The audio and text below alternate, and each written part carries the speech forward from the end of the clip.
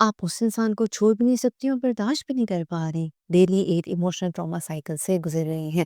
उसकी हर हरकत पे, हर इमोशनल अब्यूज़ पे आप एक्सक्यूज़ेज़ बना रही हैं कि शायद उसका मूड खराब है या शायद वो किसी चीज़ से सफ़र कर रहा है अपनी लाइफ़ में। This is not only discomfort और एग्ज़ॉशन, ये एक इमोशनल अब्यूज़ है और ये इमोशनल अब्यूज़ का साइकिल सिर्फ़ एक मोमेंट में नहीं होता, इसकी एक लॉन्ग साइकिल होती है और ये साइकिल कभी फ़ेज़ेज़ में आती है, कभी फ़ेज़ ऑफ लव, कभी फ़ेज़ ऑफ अब्यूज़, कभी फ़ेज़ ऑफ ट्रॉमा, टॉक्सिसिटी और आप इस चीज़ को आइडेंटिफ़ाई भी नहीं कर पाते कि आपके साथ आपकी शादी में आखिर हो क्या रहा है। आप इस toxicity, love, blame, cold silence इस सब के एपिसोड्स को आइडेंटिफ़ाई नहीं कर पाते और एक टाइम पे ये अब्यूज़ आपको लव लगने लग जाता है। आज की इस वीडियो में मैं आपको बताऊँगी कि वो इमोशनल अब्यूज़ जो आप अपनी शादी में फ़ेस कर रही हैं, उसको डील करने की टेक्निक्स क्या हैं और आप किस तरह से उस अब्यूज़ को कम कर सकती हैं, अपने हस्बैंड को डील कर सकती हैं और एक बेहतर मेंटल हेल्थ की तरफ जा सकती हैं। अस्सलाम वालेकुम, I am Sara Madina, clinical psychologist and relationship counsellor.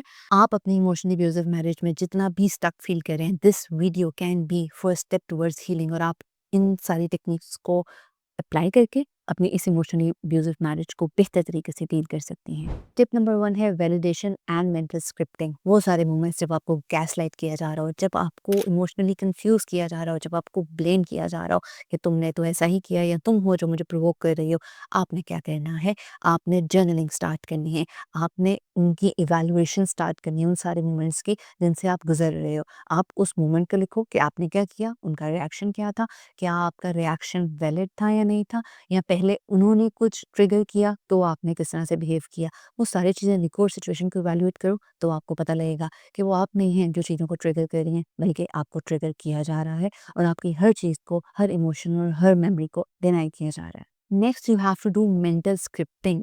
जब आपने लिख लिया सिचुएशन को और एनालाइज कर लिया and you got to know कि आपकी गलती नहीं है, तो अपने आप को रिकॉल करवाएं स्टेटमेंट्स बार-बार कि मैंने कुछ गलत नहीं किया, I just tried to communicate, I was feeling discomfort so I communicated with my husband, ताकि वो अपने इस अब्यूज़ को कम करें या उस चीज़ को डील करके हम अपनी मेंटल हेल्थ या अपनी शादी को बेहतर तरीके से आगे लेके चल सकें। जब आप बार-बार ये पॉजिटिव स्टेटमेंट्स अपने आप को कहेंगे, so you would be better able to understand that you are actually facing the abuse और आप उसको रिपोर्ट करके कम करना चाह रहे थे। Next you have to repeat your boundaries out loud कि मैं अपनी फीलिंग्स को गलत नहीं समझूंगी, मुझे उनको आइडेंटिफाई करना है, उनको रीफ्रेम करना है। ये कॉग्निटिव रीफ्रेमिंग की टेक्निक है सीबीटी की, जो आपको थेरेपी सेशन में सिखाई जाती है कि आप अपनी सिचुएशन को रीफ्रेम कैसे करना है, उसको किसी और पर्सपेक्टिव से कैसे देखना है। These are the things we are going to learn in the therapy. और अगर आप नहीं भी अभी थेरेपी की तरफ जा रहे तो ये टेक्निक्स आपको हेल्प आउट करेंगे कि फर्स्ट स्टेप हीलिंग की तरफ आपने कैसे लेना है। Technique number 2, emotional detachment. जब आपको लगे कि वो एकदम से साइलेंट ट्रीटमेंट दे के आपको अपने ऊपर बहुत ज़्यादा डिपेंडेंट कर रहे हैं,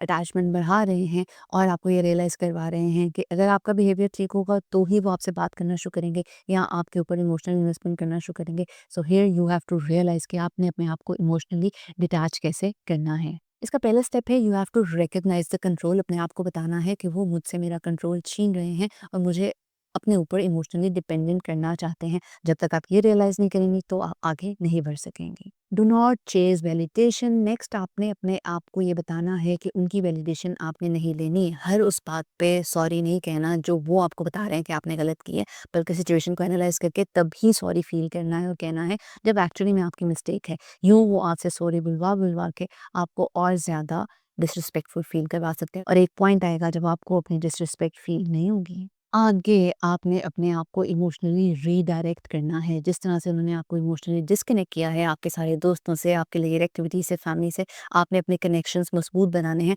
ताकि आपको पता लगे कि आपके इमोशनल कनेक्शंस भी स्ट्रांग हैं। This reduces trauma bonding and it helps you to build up emotional independence, जो कि आपके लिए बहुत ज़्यादा ज़रूरी है। तभी आप अपनी इमोशनली अब्यूजिव शादी से बाहर निकल पाएंगे। Technique number 3, that is your reconnection plan, a rebuild up plan कि आपने वो उस सिचुएशन से बाहर कैसे निकलना है जिसमें उन्होंने आपको एक टेक्टिक के साथ डाला है। वो सारे दोस्त जिनसे उन्होंने आपको दूर किया ये कह के कि वो तो इस काबिल नहीं है कि तुम उनके साथ रहो, या फिर आपके पेरेंट्स जिनसे वो आपको मिलने नहीं देते कि तुम्हारी वहाँ पे क्या ज़रूरत है, अब तुम मेरी मिल्कियत हो। आपने आहिस्ता-आहिस्ता उनसे अपना कनेक्शन बेहतर बनाना है, लेकिन इस तरह से नहीं कि आप अपने हस्बैंड के साथ एक आर्ग्यूमेंट में आ जाएँ या एक बैटल स्टार्ट कर दें, लेकिन स्टोरी कम्युनिकेट करती हैं कि I can stay in connection with them और थोड़े-थोड़े स्टेप्स लें इस तरह से कि आप नॉन वर्बली अपनी अपने इस हक को कम्युनिकेट करो कि भई ये तो मेरा हक है। आहिस्ता-आहिस्ता जब आप थेरेपी सेशंस लोगे और आप इन चीज़ों को सीखोगे और अगर आपके हस्बैंड मान जाएँगे कपल थेरेपी के लिए, तो ये चीज़ें बहुत बेहतर हो सकती हैं। अब इसके लिए करना क्या है, you have to reach out one safe person. बहुत से लोग जो होते हैं, जब उनको मना किया जाता है कि उन्होंने किसी से कनेक्शन नहीं रखना, वो किसी से भी अपनी चीज़ें शेयर नहीं करते और बहुत सी फीमेल्स ये गलती करती हैं कि बहुत ज़्यादा मार-कुटाई, गालियाँ और बहुत गंदे किस्म का अब्यूज़ भी जो है जो घर पे रिपोर्ट नहीं करती। तो एक आपका ऐसा पर्सन ज़रूर होना चाहिए जिससे आप करो, ताकि वो आपको ये एहसास दिला सके कि आप एक ऐसी चीज़ फेस कर रही हैं शादी में जो कि फेस नहीं करनी चाहिए और उसको रिज़ॉल्व करना चाहिए। और यहाँ पे इमोशनली अब्यूज़िव रिलेशनशिप को ख़त्म करने का मकसद मेरा ये है, कहने का मकसद ये है कि आप उस शादी को ख़त्म ना करो, लेकिन इमोशनली अब्यूज़ की वो एक ट्रॉमा साइकिल को तोड़ो, speak up. Then you have to rebuild your mini routines. Daily के 15 मिनट अपने आप को ज़रूर दें। वो सारी मैनिपुलेटिव टैक्टिक्स जिनको यूज़ करके वो आपको उन चीज़ों से दूर कर चुके हैं, आप उन चीज़ों को रीबिल्ड करें। अपने आप के साथ टाइम गुज़ारें, चाहे वो मेडिटेशन हो, चाहे वो किसी दोस्त के साथ कॉल हो, आप प्लीज़ वो चीज़ ज़रूर करें। Tell yourself that you deserve safe connection और अपने आप को बार-बार बताएँ। पता है इस अब्यूज़िव साइकिल के बाद बहुत सी फीमेल्स कहती हैं, नहीं-नहीं हमारा तो किसी से ताल्लुक होना ही नहीं चाहिए, क्योंकि उनको नहीं पसंद, तो हमें अकेला रहना चाहिए। सिर्फ़ अगर हमारी ज़िंदगी उनके इर्द-गिर्द ना घूमी, तो वो क्या समझेंगे कि वो हमारी ज़िंदगी का मेंबर नहीं है। इस तरह के स्टेटमेंट्स आपने अपने आप को बिल्कुल भी नहीं कहने। आपने अपने आप को बताना है कि मैं एक सेफ, सिक्योर, क्लोज़ रिलेशनशिप अपने हस्बैंड के साथ भी डिज़र्व करती हूँ और इर्द-गिर्द अपने दोस्तों और फैमिली मेंबर्स के साथ भी डिज़र्व करती हूँ। जो आप डिज़र्व करते हो, उसका बार-बार अपने आप को एहसास दिलाओ, अपने आप को रियलाइज़ करवाओ। थेरेपी में इस स्टेज को हम कहते हैं reclaiming your support system and this is really very important. मैं अपने काउंसलिंग सेशंस में बहुत बार फीमेल्स को ये बात बता चुकी हूँ कि सिर्फ मार-कुटाई, गंदी-गंदी गालियाँ सुनना, आपके पेरेंट्स को गालियाँ देना, आपके हस्बैंड का या अपनी फैमिली, आपकी फैमिली के सामने आपको इतना ज़लील कर देना कि आपकी कोई रिस्पेक्ट ना रहे, ये भी अब्यूज़िव मैरिज है और बड़ी तकलीफ है। लेकिन इसके अलावा इमोशनल अब्यूज़ भी बहुत ज़्यादा होता है, जिसको आप आइडेंटिफ़ाई नहीं कर पाते, जिसको आपको पता ही नहीं है कि डील कैसे करना है।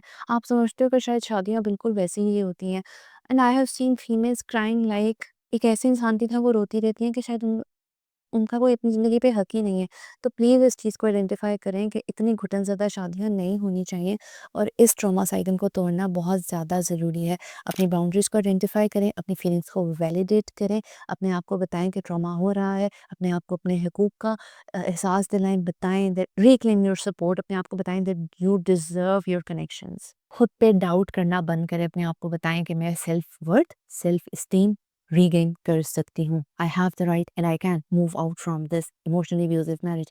I will repeat again, emotionally abusive marriage से मूव आउट करने का मतलब ये है कि आप उस रिलेशनशिप को ख़त्म करो जो अब्यूजिव है, शादी को ख़त्म नहीं करो। लेकिन अगर बहुत अब्यूज़ बढ़ता जा रहा है, इमोशनल भी, फिज़िकल भी, वर्बल भी, so you need to wake up. और you need to wake up से क्या मुराद है, वो हर इंसान अपनी सिचुएशन में खुद देखेगा कि उसने कितना वेकअप करना है और कितना स्पीक अप करना है। If you know any female जो इमोशनली अब्यूजिव मैरिज में साइलेंटली सफ़र कर रही है फ्रॉम ईयर्स एंड ईयर्स, उसके साथ ये वीडियो ज़रूर शेयर कीजिएगा।